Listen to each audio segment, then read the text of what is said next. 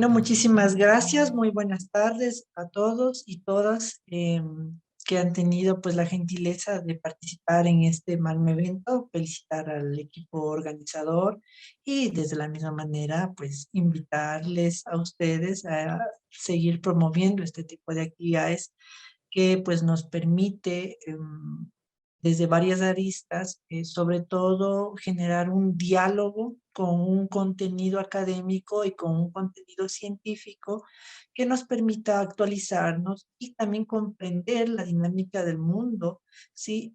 Cómo se va desempeñando, quizás en estos aspectos que son relevantes, ¿no? Los que tienen que ver con la salud, la psicología, el bienestar en general, aquellas ciencias que estudian al hombre y la salud propiamente dicho. Como había comentado pues la señorita capacitadora, pues yo me llamo Rodrigo Moreta, yo soy psicólogo clínico, eh, tengo una formación en investigación en psicología que lo obtuve en la Universidad del País Vasco ya hace años atrás y actualmente me encuentro realizando mi doctorado precisamente en psicología, salud y calidad de vida, que es una de las áreas que hoy por hoy, y a raíz del COVID, ya vamos a hablar un poco sobre eso, ha ido captando mucho interés, no solo por parte de quienes realizamos la psicología, sino también de la población. El tema del COVID ha llegado a ser un aspecto muy importante en en los discursos que se dan dentro del contexto de la salud, la política, la economía, la sociedad. Entonces, creo que hoy más que nunca necesitamos de la salud mental y hoy más que nunca somos más conscientes de lo importante que es para nuestras vidas el aspecto asociado a la salud mental. Bueno, y pues yo soy docente, yo hago la práctica clínica, la hago muy poquita para no olvidarme, pero yo soy docente y soy investigador, me dedico al desarrollo de investigación casi a tiempo completo. Entonces, hoy en día vamos a hablar un poquito de salud mental y el COVID, y les he traído los resultados de algunas investigaciones que hemos realizado y que se han ido publicando en revistas científicas en los últimos 2 o 3 años. He formado parte de varios grupos de investigación nacionales e internacionales que se han dedicado a estudiar un poco el efecto del COVID. Eso nos ha permitido, de alguna manera, pues, eh, buscar evidencia y responder con datos. Quizás no estamos tan acostumbrados a la dinámica de los datos, ¿sí? Al manejo de de la estadística, pero pues hoy en día se ha ido desarrollando una información muy interesante sobre lo que ha significado la experiencia del COVID, ¿sí? Dentro de la dinámica de los diferentes países, sí, estos últimos 3 años. Bueno, si bien es cierto, hemos pasado quizás la parte más compleja del COVID, aún no se ha superado. Cada cierto tiempo empiezan a haber rebrotes. Si no me equivoco, en Europa me parece que ya están en la sexta o séptima ola de COVID. Y bueno, o sea, nos hace pensar que todavía aún hay mucho tiempo en el que este fenómeno seguirá impactando. Ahora, el impacto biológico del COVID podría considerarse como un impacto agudo, o sea, es decir, llegó y un par de semanas, si no estabas vacunado, te ibas a pasar re mal y de hecho mucha gente pues lamentablemente murió en el camino, pero el impacto psicosocial del COVID más bien tiene un corte más crónico, o sea, es decir, las secuelas desde el orden psicológico son hoy mucho más notorias que las secuelas durante el tiempo en el que estalló el COVID como tal. Es decir, que este es el tiempo hasta cierto punto más oportuno para poder identificar qué nos está dejando el COVID ahora que en gran parte, al menos el tema de la mortandad y el tema de del contagio, de alguna manera ha sido controlado. Entonces, se abre desde la investigación un campo muy importante para estudiar, bueno, qué ha pasado con el COVID eh, después de que ha pasado la parte más compleja. Voy a compartir pantalla, pues si son tan amables de comentarme y pues se puede observar.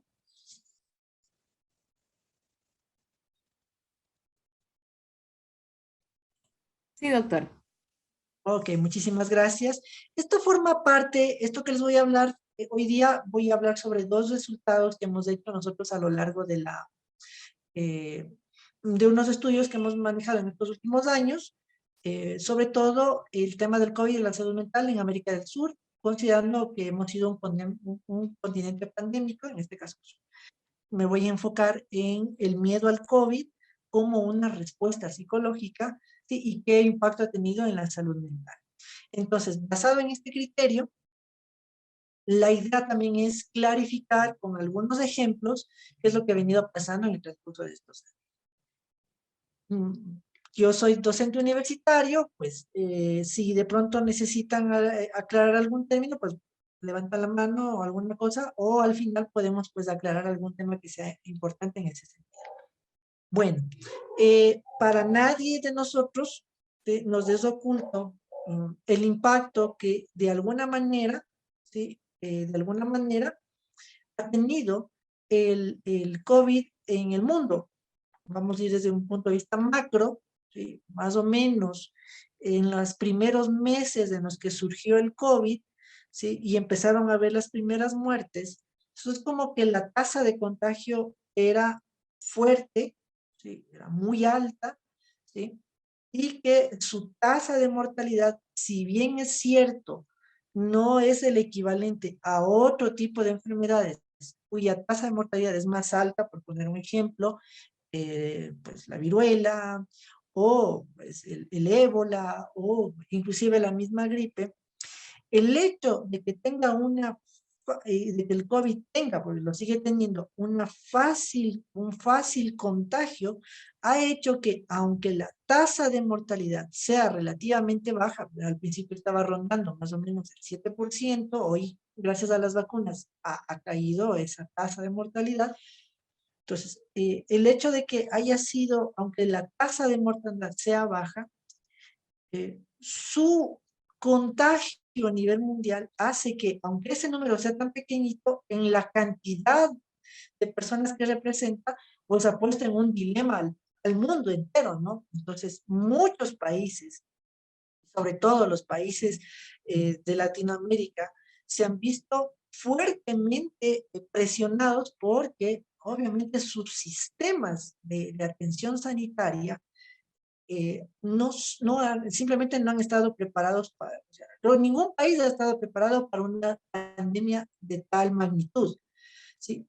Pero hay países como Latinoamérica, incluido el Ecuador, que ni siquiera están preparados para las enfermedades que se generan de manera normal. Entonces, esto ha puesto en un predicamento, y creo que todos fuimos testigos de la situación que se vivió a lo largo de los primeros meses más difíciles, ¿no? Hospitales colapsados, ciudades quizás con unas escenas muy posapocalípticas, gente muriendo en las casas, gente que está siendo quemada en las calles, ¿sí? Que no solo pasó en el Ecuador, quizás Guayaquil es la ciudad referente en ese sentido, pero estas escenas se veían muchísimo también, inclusive en países como, en ciudades de países del primer mundo, Nueva York y ese tipo de cosas, se veía situaciones complejas. Entonces, esto elevó muchísimo, generó obviamente estrés, ¿sí? Es decir, esto impactó en la dinámica cotidiana que tenían las personas, ¿sí? Inmediatamente se comenzó a identificar la dinámica del COVID, se empezó a desarrollar un plan de vacunación. Las vacunas no se hicieron de la noche a la mañana, tienen que atravesar por todo un proceso, el cual muchas veces nosotros no somos conscientes de todo lo que significa, ¿sí? El desarrollar una vacuna y toda la ciencia que hay detrás de eso. No me voy a centrar en el discurso quizás moralista o en el discurso que parte del desconocimiento de muchas personas al decir de que, bueno, las vacunas es para que las farmacéuticas tengan dinero y etcétera, etcétera, lo cual es cierto. Sí, bueno, muchas farmacéuticas involucradas en el desarrollo de vacunas se han hecho no solo millonarias, sino multimillonarias. Pero eso no quita la necesidad de que el mundo haya contado con no uno, sino con varias vacunas. Esto comenzaba con uno de mis colegas. Hay que reconocer que la vacuna que salvó al mundo es la Sinovac. Si bien es cierto, no es la mejor vacuna, de lo que yo conozco, creo que tienen una mejor calidad o una mejor respuesta, hasta donde alcanza mi conocimiento, y, Pfizer y AstraZeneca, que son las más nombradas, ¿sí? Eh, Sinovac salvó el mundo por el acceso y la disponibilidad, ¿sí? Entonces, ayer me puse la cuarta dosis y que me dijeron en el centro médico, no hay Pfizer y no hay AstraZeneca en el país, ¿sí? Tenemos de Sinovac. Entonces, claro, uno se da cuenta que realmente mm, muchos países, inclusive los países del primer mundo, no han logrado gestionar precisamente este tema de la vacunación. Y bueno, cuando ya empezó a llegar la vacuna, pues mm, de alguna manera, esto nos ha permitido tener un mejor combate de esta situación. Sin embargo, hay que entender de que, pues, cosas que de alguna manera afectaron en esto, pues obviamente tienen que ver con la flexibilidad de las políticas públicas, ¿sí? ¿Qué quiere decir esto? O sea, pues ha habido una profunda privatización de la salud a nivel mundial, ¿sí? Que simplemente no ha podido dar, sostener la necesidad y la urgencia sanitaria, ¿sí? Muchos países, desde el punto de vista político, económico y salud, muchos países mostraron que realmente son débiles frente a amenazas mundiales. En broma, si en este momento viene una civilización alienígena, no nos va a ir bien. No estamos preparados porque hasta los ejércitos están tercerizados. Entonces, lamentablemente, la situación del COVID en el mundo ha demostrado que desde el punto de vista de los estados, no de las empresas, no de las sociedades, desde los estados, no hemos podido estar a la altura de una necesidad global. ¿Ya? Y bueno, otra cosa que también incidió muchísimo en este tema es el tema de las variantes del COVID. Es el virus del COVID, pues hasta hoy en día hay muchas cosas que no se saben, hay muchísimas cosas que se desconocen, pues una de las cosas que se pudo ver es la alta mutabilidad del virus. Entonces, una vez que ya se tenía contenido, una vez que ya se tenía eh, controladas ciertas variantes, al principio la variante alfa, luego vino la beta, y bueno, después ya llegó la delta, y ahora pues ya hay un montón de variantes. También, si bien es cierto, la mutabilidad de alguna manera ha mejorado en el tema de la tolerancia para disminuir la mortalidad, también va generando ciertas complicaciones porque las vacunas pues constantemente necesitan ser actualizadas a la variante, a las nuevas variantes para que nosotros podamos responder de manera inmunológica mucho mejor. Entonces, esto ha generado una gran problemática en este sentido.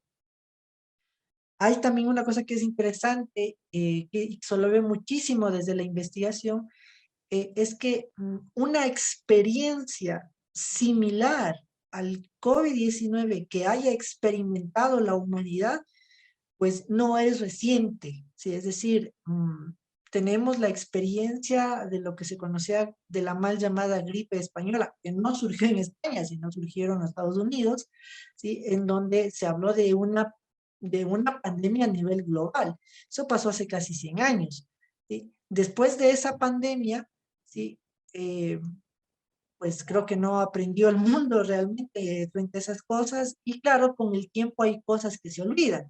Entonces, nos quedan cierta documentación historiográfica, ciertos estudios, ciertos de lo que significó una experiencia para el mundo vivir esto, pero en realidad la pandemia del COVID-19 pues fue algo prácticamente nuevo para la humanidad. ¿Sí? Generaciones enteras pues sin saber qué hacer, gobiernos sin saber qué hacer, ¿sí? Sociedades sin tener una experiencia de una situación compleja. Esto a la larga impacta en la salud mental, esto a la larga impacta en la esfera psicológica, ¿sí? Y pues desde luego en ciertos casos va a predisponer en unas personas más que en otras en situaciones ya de alteraciones de la salud mental o inclusive en psicopatología. Y bueno, hablando del Ecuador, ¿sí? También hay que tomar en cuenta, ya habíamos hablado un poco, que por una parte, los índices de contagio y mortalidad no se alejaron necesariamente de las experiencias de otros países. Es interesante. O sea, básicamente respondimos con la misma ineficacia que respondieron varios países, ¿sí? Hay que recordar que si vemos desde el punto de vista cultural, mm, si aquí hubo problemas, no hubo tantos problemas ligados a la cultura, sino más bien fueron ligados a la actuación de los gobiernos y de las políticas de salud, ¿sí? Y en cambio, habían otros países desde que el punto de vista cultural también incidió a que este problema se vuelva más complejo. Voy a poner un ejemplo. Países del primer mundo donde hay un gran avance de los derechos individuales, entonces, pues, sí tomaron con cierta dificultad las disposiciones, por ejemplo, de aislamiento obligatorio. Entonces, había manifestaciones en Estados Unidos en que la gente gritaba, preferimos morir a que nos quiten nuestra libertad. Y la gente iba y iban a la protesta, marchaban para que los estados no les obliguen a estar en sus casas mientras pasa la pandemia. Y claro, luego de la marcha, una semana después, veías a toda la gente contagiada.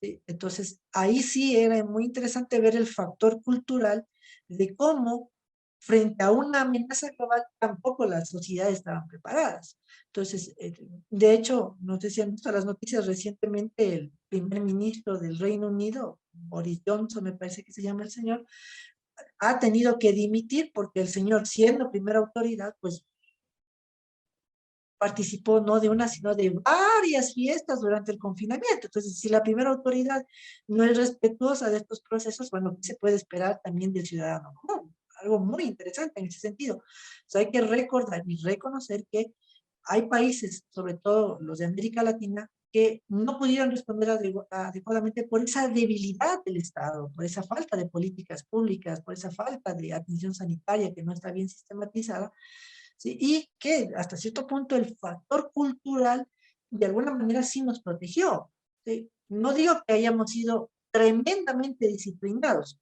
pero mucha gente igual tenía que salir a la casa y pues tenía que quedarse en la casa, igual hacía lo que le daban y se salía.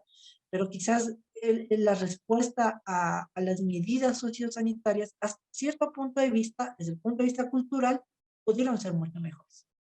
Entonces es interesante. ¿Cuáles fueron los países que mejor respondieron? Los países de corte comunista y socialista. No vamos a entrar en la política ideológica, ¿no? Pero hay que reconocer que la idea de la restricción de las libertades individuales en alguna manera contenía, ¿no? Entonces, países como China, señor, usted tiene que estar en su casa y si saca la cabeza, aténgase a las consecuencias. De alguna manera, eso de alguna manera ayudó muchísimo a que ciertos países puedan recuperarse mucho más rápido o reactivarse económicamente más rápido sin sacrificar a su población, que otros países de igual manera buscaban la reactivación económica sacrificando sus poblaciones. Entonces, por ejemplo, en países como China, hasta hoy, ante un brote, existe la política del cero COVID. O sea, aquí, así existiese un rebrote, pues no se arriesgaría ningún gobierno a nuevamente confinar a la gente. China sí lo puede hacer. Bueno, su situación social, política y económica permite para eso. Entonces, hay que ver estas cosas, son muy importantes dentro de la investigación para poder comprender no solo la parte biológica de este fenómeno, sino también esta parte social y psicológica. Con respecto al sistema de salud en el Ecuador, pues nuestro sistema lamentablemente colapsó. Bueno, ya venía arrastrando una postura de colapso del sistema sanitario. Con el COVID colapsó y pues después del COVID seguimos colapsados porque sobre eso no podemos explicar más porque ya todos somos conscientes de cómo está el sistema de salud. Pero hay que reconocer que el plan de vacunación que se ha dado de manera general, que se empezó a desarrollar unos meses antes del cambio del gobierno actual, hasta la actualidad ha sido relativamente positivo. Y Ecuador es uno de los países a nivel mundial, no solo a nivel de la región, con una de las mejores tasas de vacunación nuevamente el factor cultural es muy interesante. El factor es cultural porque nuestra predisposición a vacunarnos, ¿sí? Ha sido realmente muy alta. En meses pasados, recientemente publicamos un artículo en donde se hacía un estudio de cuál es la predisposición que tiene la población en general a vacunarse contra el COVID. Entonces, Ecuador estaba entre los países con mayor alta de predisposición, sobre el 70% más o menos. Sí, es un número muy interesante, muy alto. Realmente creo que los países de América Latina, incluido el Ecuador, no tienen mucho complejo con este tema de vacunarse. Claro, hay gente que desde luego no está muy satisfecha con el tema de la vacunación, pero por ejemplo en los países europeos, ¿sí? Las tasas de predisposición a vacunarse son súper bajas. Por ejemplo, si no me equivoco, antes de la guerra de Ucrania, Ucrania tenía apenas el 14% de vacunación de su población. Ecuador en esa época ya estaba ya casi sobre el 60-70%. Sí, y gran parte de por qué la gente no quería vacunarse era porque tienen una concepción antivacunas muy fuerte, sí. Había noticias de ciudades como Hong Kong, por ejemplo, que tuvieron que desecar toneladas de vacunas, ¿sí? Porque simplemente la gente no quería vacunarse y todavía la gente seguía muriendo. O sea, es decir, mm, si bien es cierto, América Latina tuvo un retraso en la contención del COVID por sus deficiencias en el tema de asistencia sanitaria, esa deficiencia, en cambio, fue corregida, ¿sí? Precisamente por los planes de vacunación que instauraron todos los países. Sí, y América Latina es bastante receptiva en ese sentido, al punto de que América Latina parece ser que es la primera o la segunda región a nivel mundial, ¿sí? Con mejor contención del COVID. Sí, es una cosa muy interesante. ¿Por qué la gente no quiere vacunarse? Hay un millón de explicaciones de por qué la gente no quiere vacunarse. Los movimientos antivacunas han cobrado en estos países, por ejemplo, muchísima importancia, muchísimo peso social. Es un poco lamentable porque la gran parte de estos tipos de movimientos, ¿sí? Basan sus criterios o basan sus argumentos sin la evidencia del caso o con situaciones anecdóticas o simplemente a nivel pseudocientífico. Eso ha sido fatal para sus poblaciones, desde luego. Mucha gente murió y no tenía que haber muerto, ¿sí? Pero por esta idiosincrasia, lamentablemente, pues no hemos logrado todavía superar el COVID, ¿sí? Entonces, esto es relevante y es interesante. Otras explicaciones también. Es entendible que en los países de las órbitas comunistas también tengan ciertas resistencias a las vacunas, gran parte por la historia política de lo que significó vivir en países comunistas y el ser vacunados, y bueno, todas las ideas, la conspiración asociada al caso, justo en un artículo que publicamos también sobre ideas de conspirativas, como que los ecuatorianos tenemos menos ideas conspirativas acerca de la vacuna. En cambio, hay otros países donde estas ideas son mucho más fuertes, que te van a inyectar un chip, que en realidad te están esterilizando de manera forzada. Entonces, eso lamentablemente no ha permitido que los planes de vacunación surtan el efecto que se requeriría en estos casos. Y como consecuencia, pues no se ha podido, pues, contener apropiadamente el COVID. Y bueno, ahora una de las metas dentro del contexto del Ecuador es entender que la prioridad hoy por hoy no es el tema sanitario. ¿Sí? La prioridad hoy por hoy es la reactivación económica. Entonces, y lamentablemente creo que la consigna social, incluida, ha sido que muera el que tenga que morir, menos la economía. Entonces, sí ha habido una gran mm, preferencia, ¿sí? Por no afectar más la parte económica que la parte de la salud y de la vida. Creo que ha sido una respuesta muy fuerte, sobre todo en los países occidentales a los que el Ecuador se ha adherido. Parece que ha sido no creo que sea la mejor postura. El tema es importantísimo, el tema de la reactivación económica, pero el haber dado prioridad a la parte económica por encima de la vida y de la salud es algo que a la larga, pues, va a tener un efecto social, ¿sí? Mucha gente, muchos hijos se quedaron sin sus padres, muchos se quedaron sin sus abuelos, muchas veces los abuelos eran el sostén económico, ¿sí? O el apoyo familiar. Papá, mamá trabajan y se quedaron con el abuelito, ahora ya no hay el abuelito porque se murió de COVID.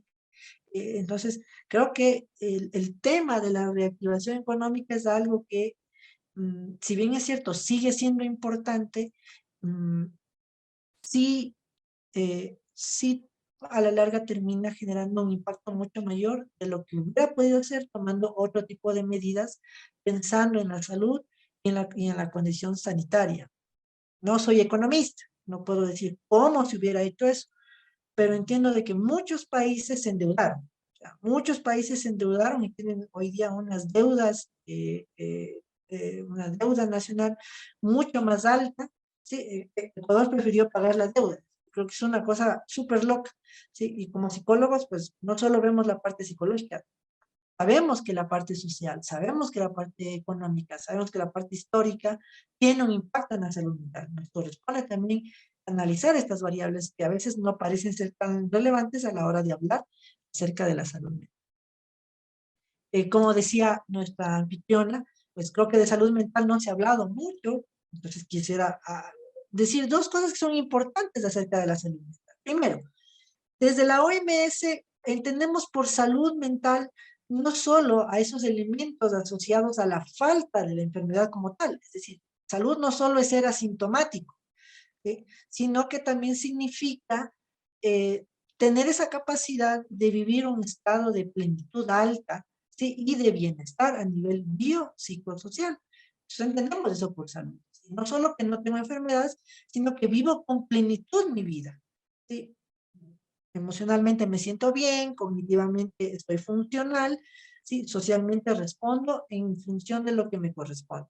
Ahí estamos nosotros generando salud mental. Cuando voy y yo llego a mi casa y converso con mi esposa y no peleo, estoy expresando mi salud mental. Cuando voy a mi trabajo y trabajo adecuadamente y no me barajo y pues muestro un buen ánimo, estoy expresando la salud mental.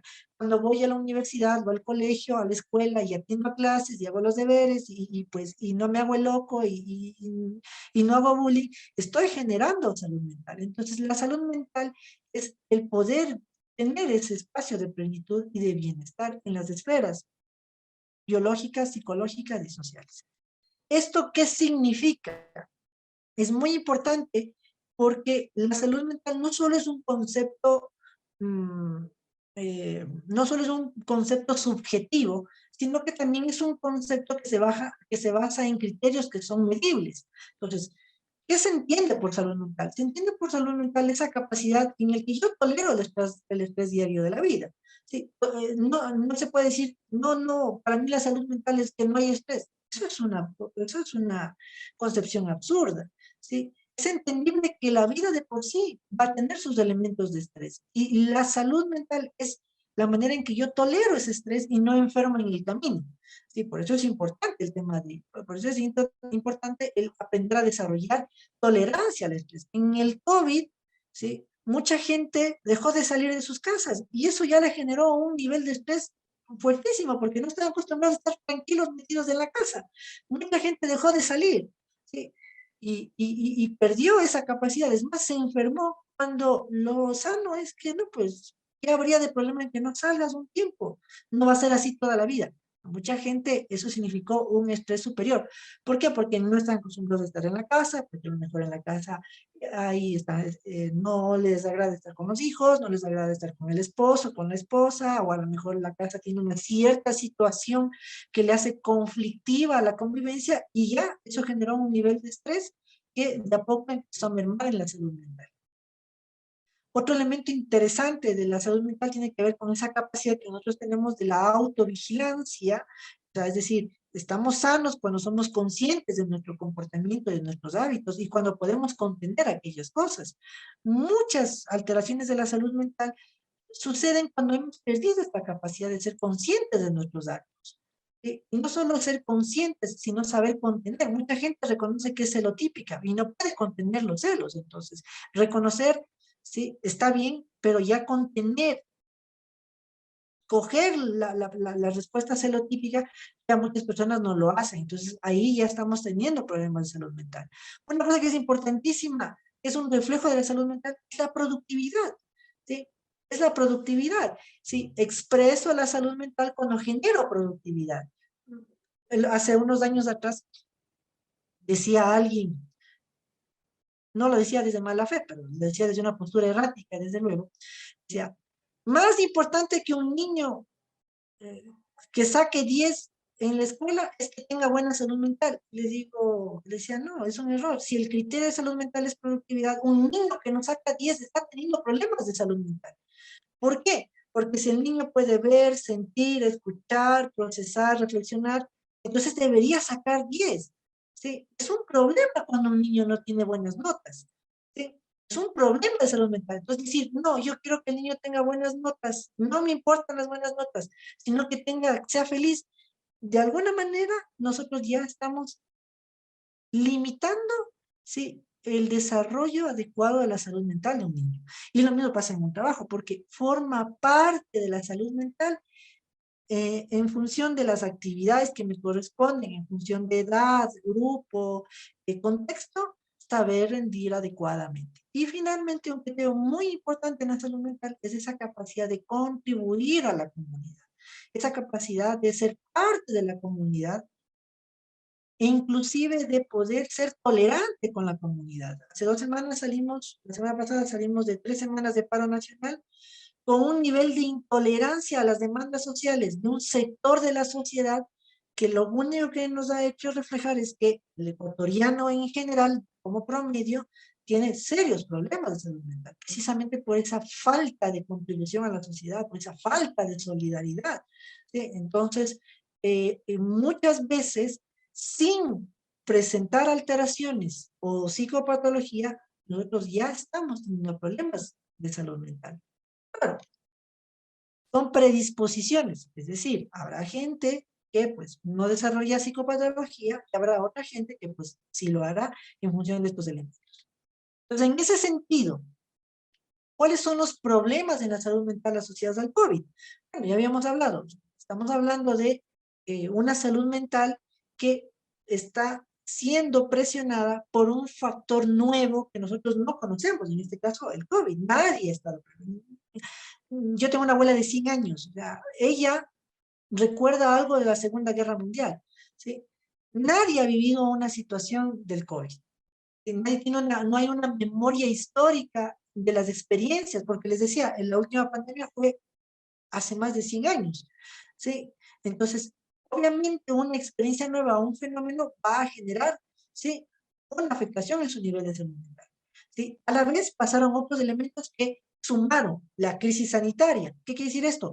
Que los colapsos del hospital y del sistema hospitalario, el sistema de salud, y las medidas sociosanitarias. ¿Qué quiere decir esto? Quiere decir que, pues obviamente afectó el hecho de tener el encierro forzoso, ¿sí? Afectó la pérdida del trabajo de muchas personas, afectó la falta de movilidad, afectó la transición hacia el trabajo y los estudios telemáticos, ¿sí?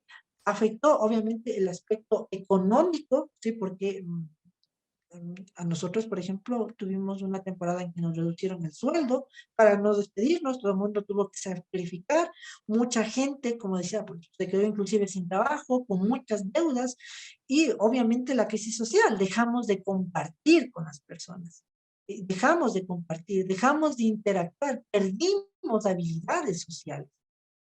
Como desencadenante, esto provocó desde luego alteraciones, ¿sí?, mentales, producto de este fenómeno. Con esto no quiero decir que es que el COVID ha generado un trastorno mental. No estoy diciendo eso, aunque hay cierta evidencia que sí, deja secuelas psicológicas del contagio.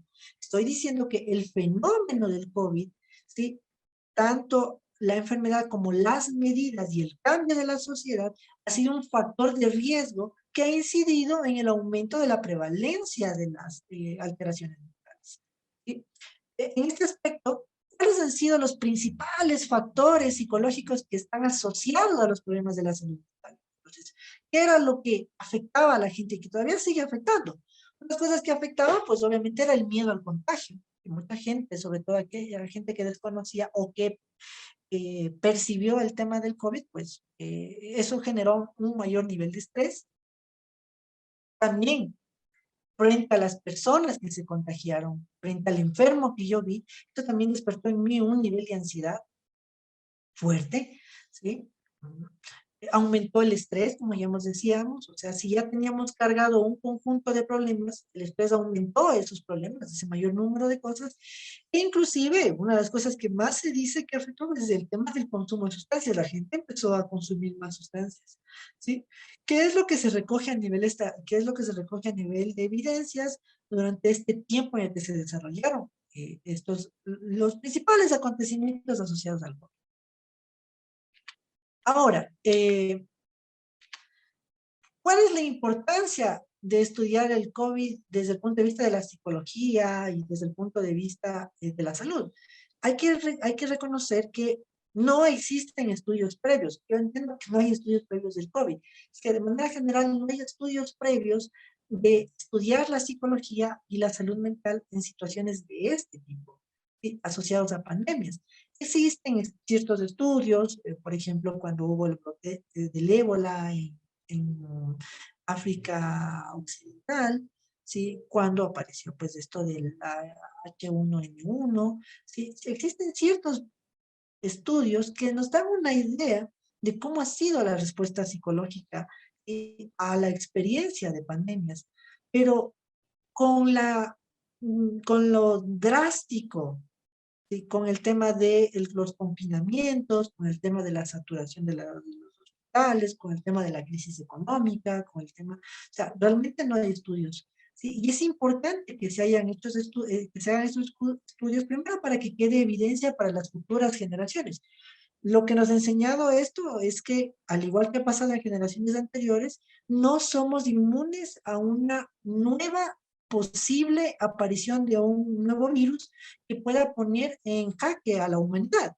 De hecho, una de las explicaciones que hoy se da es que cada vez nosotros, la humanidad cada vez se acerca a, a las zonas naturales, pues los bosques, cada vez se entra en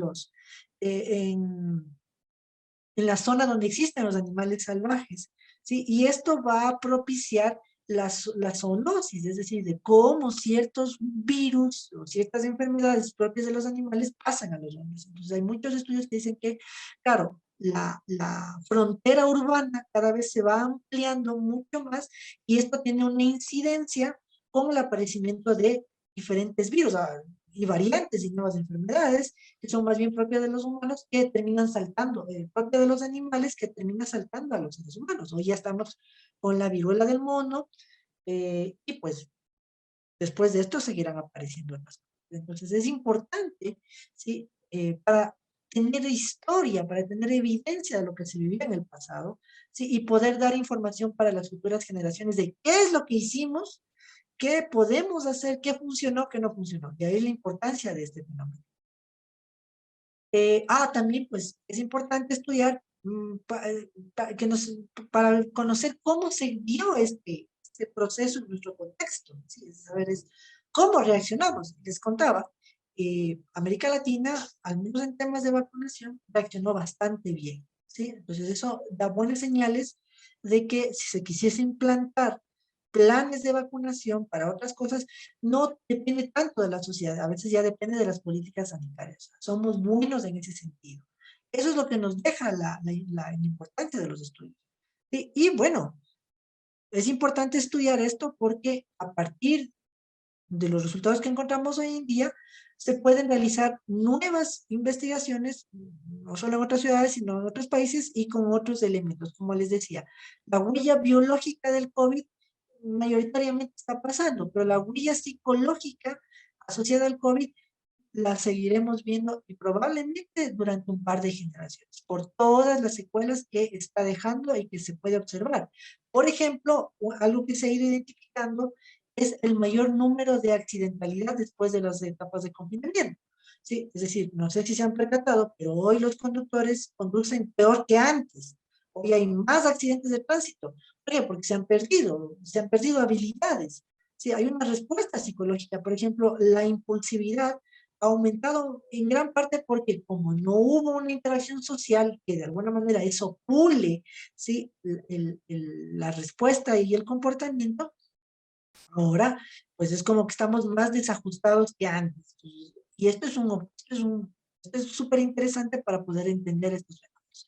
Bueno, les voy a mostrar unos datos que se hizo, un poquito para entender cuál es el efecto que ha tenido el COVID en la salud mental. Pues aquí hicimos un estudio para conocer pues cuál es la prevalencia del miedo, de la ansiedad, del estrés y bueno, y del consumo de alcohol y cómo esto ha incidido en la salud mental. ¿Sí? Entonces, hemos trabajado con algunos grupos, hemos trabajado con gente general y sobre ellos les hemos preguntado si han sido contagiados o no se han contagiado de COVID, si han tenido familiares contagiados y no contagiados, y si han tenido amigos contagiados o no contagiados. Entonces, con esto, pues un poquito nos ha servido como una metodología apropiada para poder demostrar el impacto que ha tenido el COVID en la salud mental. Nosotros trabajamos, en este caso, en un estudio descriptivo, comparativo y correlacional. Sí, este estudio se hizo en 460 participantes de varios hospitales de la ciudad de Ambato y de Quito, públicos y del IES, ¿sí? Un poquito para conocer cuál ha sido la respuesta que han tenido. Entonces, a estas 460 personas, pues les pasamos un conjunto de baterías, ¿sí? Un conjunto de baterías psicológicas que precisamente miden el miedo, la ansiedad, el estrés y la salud mental. Unos datos preliminares, de estas 460 personas, 30% en ese momento se contagiaron o creen que se contagiaron. El 73% reportó que han tenido familiares que se han contagiado y el 82% reportó que tienen amigos que se han contagiado. ¿Sí? Eh, los instrumentos que empleamos, la escala de miedo al COVID, la escala de ansiedad al COVID, la escala de estrés percibido, la escala de consumo de alcohol y la escala de salud general de Goldberg. ¿Qué es lo que hemos encontrado? Hay que tomar en cuenta que esto se tomó el año pasado, en septiembre de 2021, ¿sí? Fueron más o menos los datos que se recogieron. Sí, entonces, en ese contexto hemos encontrado que, por ejemplo, un 40.2% de las personas, lo que está aquí en rojo, presentó niveles eh, elevados de miedo. O sea, y estábamos hablando de que el nivel del el temor al contagio para muchas personas ya estaba desbordándose, o sea, ya estaba por encima de la tendencia natural. También encontramos que el 10%, 10.4% de las personas ya estaban desarrollando ciertos niveles de ansiedad que probablemente podrían encajar ya como un posible trastorno específico de ansiedad.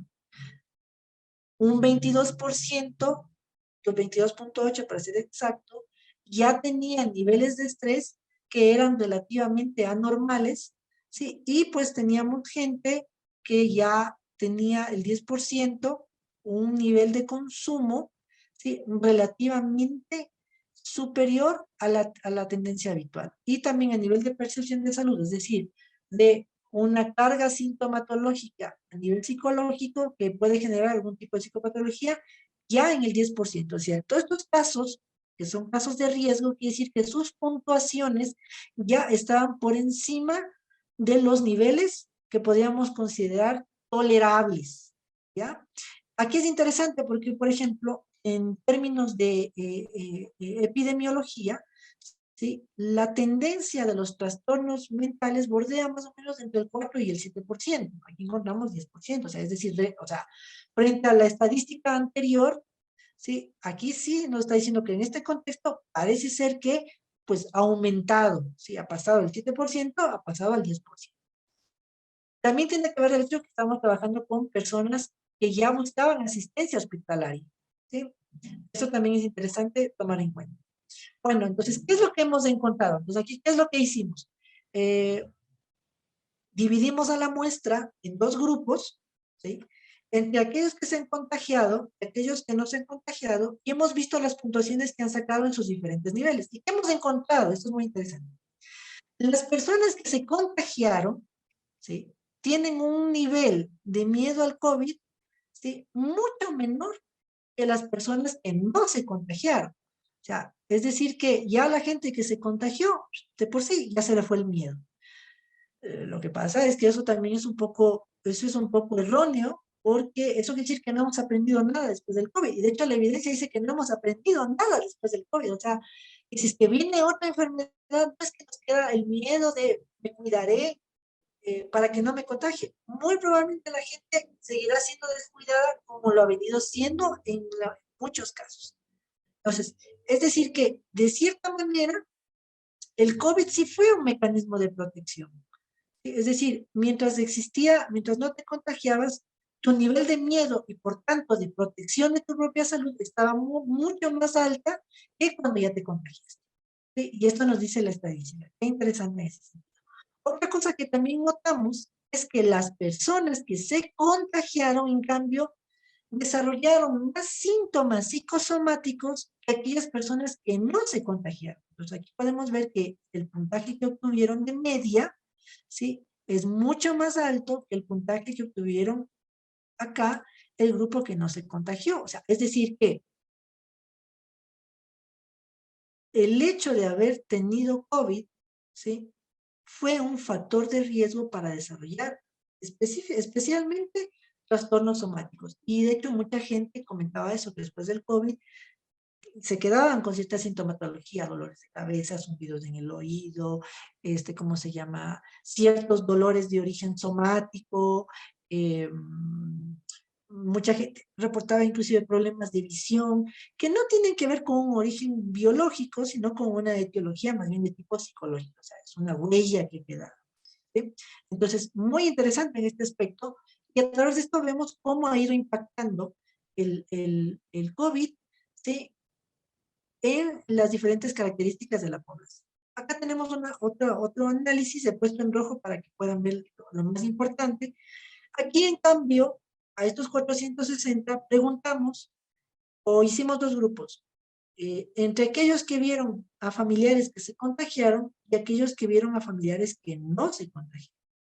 Una de las cosas que vimos aquí muy interesante es que las personas que tuvieron familiares que se contagiaron tuvieron niveles de ansiedad mucho más alto que aquellas personas que tuvieron familiares que no se contagiaron. O sea, es decir, el haber visto a las personas enfermarse, a mis familiares, me disparó la ansiedad, me disparó el consumo de alcohol y me disparó en realidad la sintomatología psicológica. Entonces aquí vemos, por ejemplo, que aumentaron los síntomas de dificultades interpersonales, los síntomas de depresión y en general, sí, el malestar psicológico. O sea, esto me llama más la atención como psicólogo porque me hace notar que lo que me pasa a mí no es tan importante, pero lo que le pasa a otros, sí, eso me afecta mucho más. Y tiene que ver mucho con cómo es la cultura ecuatoriana. Por eso es que le damos mucha importancia a lo que digan otras personas que a lo que yo crea. ¿Sí? Y esto se refleja, miren, en la dinámica del COVID. Esta misma dinámica, este mismo conjunto de síntomas,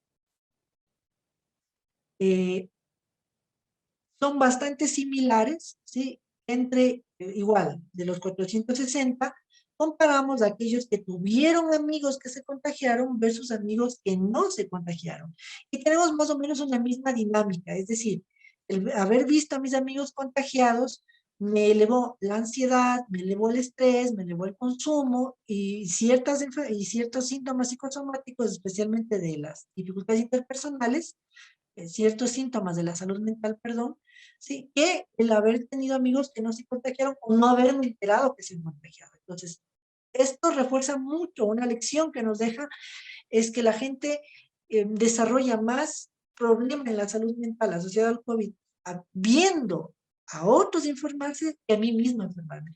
Quizás por lo que mm, la idea de pérdida de control o del qué saber hacer, ¿sí?, está mucho más afectada viendo a otros que conmigo mismo, o sea, es decir, la sensación de impotencia, ¿sí? Está mucho más marcada en haber visto a otros enfermarse que a mí mismo. Algo que a mi criterio sería bastante interesante, es un aporte que pues, que yo sepa, no hay ningún estudio a nivel mundial que haya identificado esta característica. Bueno, aquí tenemos un pequeño análisis correlacional. Aquí lo que podemos ver es que efectivamente el miedo al COVID se asocia con los problemas de salud mental. Esa asociación es moderada. También hemos visto que la ansiedad también al COVID, o sea, la ansiedad excesiva al COVID, ¿sí? Afecta a la salud mental. ¿Sí? Y una de las cosas que más ha incidido es precisamente el aumento del estrés. El estrés se ha disparado tanto en el momento que se desarrolló el COVID, que inclusive eh, en estadísticas se llamaría esa covarianza, esa predictibilidad, ¿sí? A raíz del estrés, está mucho más marcada en las alteraciones de salud mental. Nuevamente repito, este tipo de datos pues, se publicarán en los siguientes meses, pero que sepamos, estudios de estas características no se han desarrollado. Y es más difícil que se desarrollen porque pues ya se pasó la época del COVID, entonces recoger ese impacto pues fue un momento muy interesante, pero pues ya no se puede seguir estudiando este fenómeno porque ya pasó. Entonces, más o menos, esto es un poco lo que se puede encontrar en este estudio. Las principales conclusiones fueron pues que predomina la percepción del miedo al COVID y de percepción de estrés entre los participantes. En este caso, los niveles han sido moderados. Los niveles de ansiedad al COVID, consumo de alcohol y mala percepción de salud, en cambio, han sido leves, ¿ya? La experiencia de haber tenido COVID incide en el cambio de la percepción del miedo y también de los síntomas de somatización, y el conocimiento del contagio del COVID en familiares incide en el aumento de la ansiedad específica, el consumo de alcohol y los síntomas psicosomáticos, las relaciones interpersonales y los síntomas de depresión. El conocimiento del contagio del COVID en amigos también incide en el aumento de ansiedad específica, en el aumento del estrés, el consumo de alcohol y de los problemas de las relaciones interpersonales y también de la depresión. El miedo al COVID se relaciona con los problemas de salud mental a nivel bajo, mientras que la ansiedad y el estrés se relacionan con los problemas de salud mental a nivel moderado. O sea, es decir, que esto predispone mucho más las alteraciones mentales y la psicopatología. Acá, un pequeñísimo estudio, ya mismo se me acaba mi tiempo. Como hemos encontrado que la somatización tiene mucha incidencia en las personas que han tenido COVID, aquí tengo los resultados, en cambio de un estudio que se hizo en personal de la salud del distrito 18 de Tungurahua, ¿sí? Igual se aplicó en estos casos los instrumentos de salud general y un instrumento específico de somatización. Este estudio se hizo pues con 364 personas, todas personal de salud de un distrito de salud de la provincia de Tungurahua, ¿sí? En este caso pues se pidió la participación voluntaria para realizar este estudio y nos interesaba conocer cómo era la dinámica de su salud mental y específicamente cuál era el desempeño de la somatización. Por ejemplo, aquí podemos mirar que frente a la somatización, la ansiedad y el insomnio, la disfunción social, la depresión, la somatización vendría a ser la segunda causa, ¿sí?, de mayor alteración de la salud mental en las personas que experimentaron el COVID, que vivieron en la situación del COVID. Este personal de salud atendió durante la pandemia, entonces era muy interesante conocer cómo era su respuesta psicológica.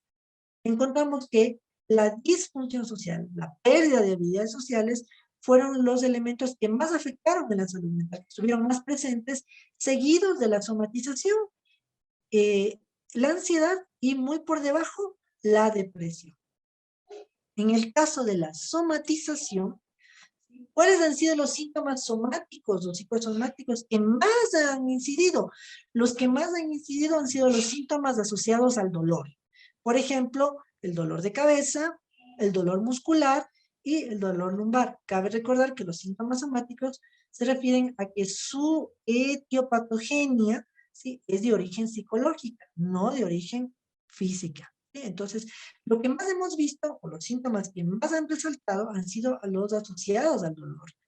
Mientras que los síntomas menos asociados o que han estado menos presentes han sido más bien los síntomas como el cambio de temperatura, las náuseas, la debilidad en el cuerpo, eh, eh, ¿cómo se llama? La sensación de desmayo. No han sido los síntomas que más prevalecen, sino aquellos asociados al dolor.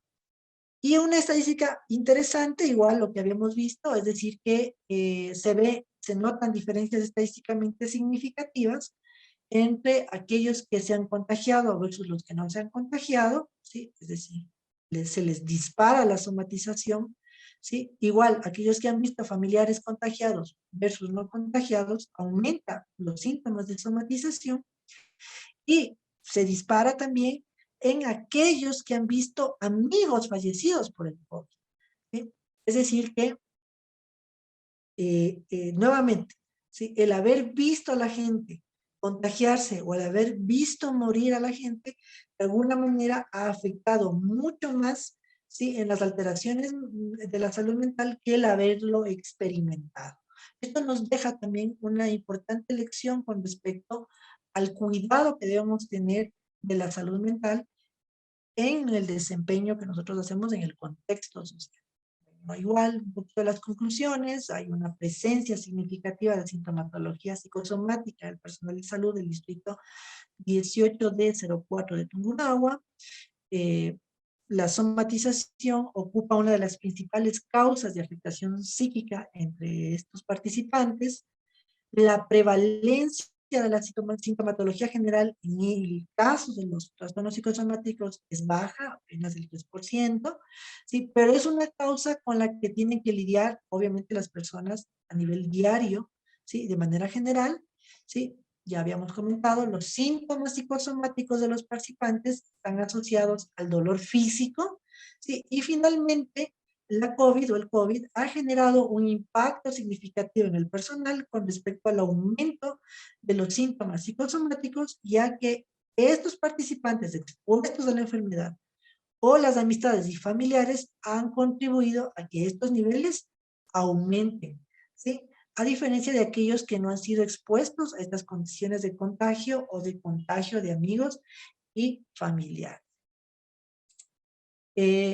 De manera general, ¿sí?, y con esto pues cerraría yo mi intervención, hemos querido un poquito comentar, ¿sí?, lo que se dice pues como Vox Populi, pero en este caso con un poquito de evidencia, que realmente el COVID, ¿sí?, nos ha afectado a nuestra salud y que hoy nos corresponde cuidar esa salud mental, recuperar la salud mental.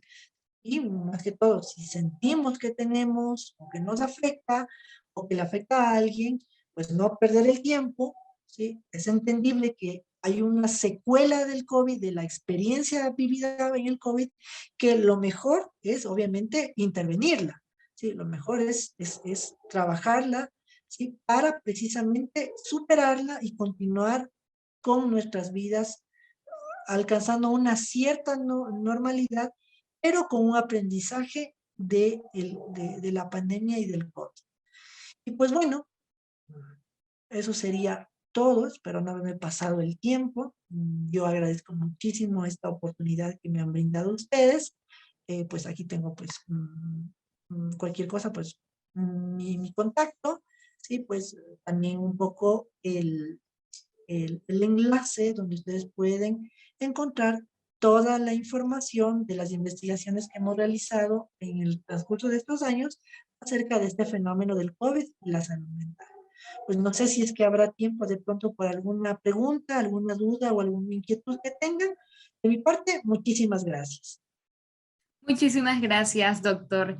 Sí, bueno, dado el espacio para las preguntas, pueden iniciar la participación. Y también dice, hola, tal vez pueden admitir a la reunión una compañera. Ay, bueno, por aquí ya estuve agregando también algunos. pueden incluir alguna duda, quizás experiencia propia, porque también el COVID no somos invencibles. Entonces también... Desde luego que sí, no. De hecho, hoy hay que estar mucho más protegidos que antes porque no es que ha terminado el COVID, ¿sí? No es que ha terminado y hoy tenemos menos mecanismos de protección sociosanitaria que antes, porque bueno, si te contagias de COVID, muchas veces ni te dan permiso para que reposes en casa. Entonces, hoy es un poquito más delicado contagiarse que antes, creería yo. Bueno, quedamos a disposición si alguien tiene alguna pregunta, alguna consulta desde el plano profesional.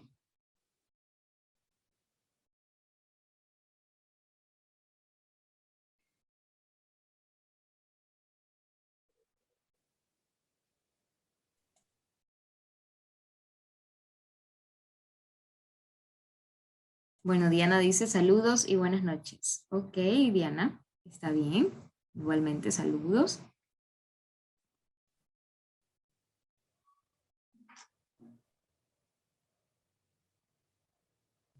Muchas gracias por la información, muy interesante todo. Pues bueno, creo que ha despejado todas las dudas, doctor, porque a veces sí se ponen... A ver, sí, dice César, buenas noches, ¿qué probabilidad de que los cambios sean significativos? Tiempo después de las 4 dosis. Bueno, muchas gracias, César. La verdad no sabríamos todavía responder. Lo que hemos entendido es que conforme el virus uno se va contagiándose o va vacunándose, la percepción de miedo cambia, ¿sí? Es decir, la gente se siente menos temerosa y es entendible que al sentir, como está asociado el miedo y la ansiedad con la salud mental, podríamos proyectar que a lo mejor, sí, conforme pasa el tiempo, iremos recuperando nuestra salud mental de manera natural. Pero eso es una especulación. Habría que hacer estudios, que lo seguimos haciendo, desde luego lo seguimos trabajando, eh, y podríamos contar con cierta información que demuestre eso. Aparentemente, por un efecto que se llama inmunidad psíquica, ¿sí? Con el tiempo y conforme vayamos adquiriendo las dosis y vayamos sintiéndonos muy tranquilos, esta condición de alteración de salud mental, en teoría podría seguir bajando, pero necesitaríamos datos más concisos.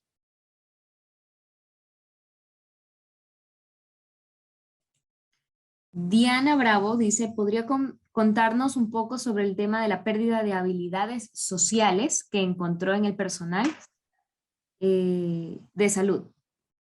Ya, sí, le leo a Diana y creo que Diana dice dos cosas que son muy importantes y que son ciertas, ¿sí? A ver, el tema de la pérdida de habilidades sociales se pierde tanto, o sea, en nuestros estudios se ha perdido tanto en la parte del personal de salud que atendió generalmente habilidades sociales, quiere decir que, o sea, a lo mejor no pudieron, se volvieron más gruñones, ya no saludaban, ya no reían, ya no daban las noticias con cierta habilidad comunicativa, a eso se refiere la pérdida de habilidades sociales.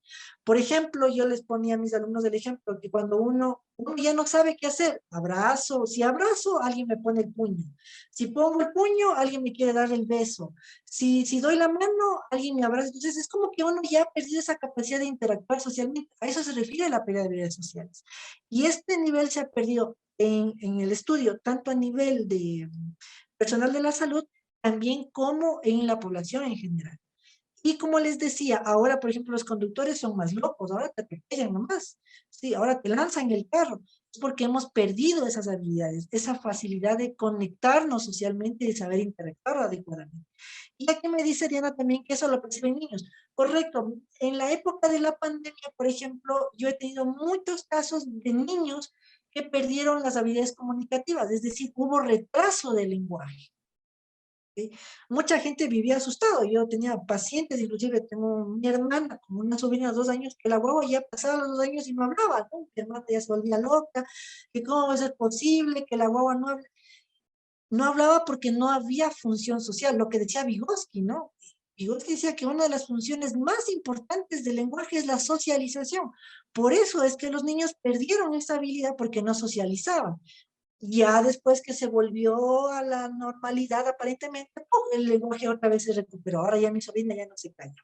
¿Sí? Entonces, no es que hubo alteraciones biológicas, fueron las alteraciones del curso normal del desarrollo que se vieron cooptadas y eso generó esta pérdida de habilidades sociales. He puesto algunas, las que conozco, no soy psicólogo de niños, pero entiendo que entre las habilidades sociales se perdió el tema de la socialización y el desarrollo del lenguaje.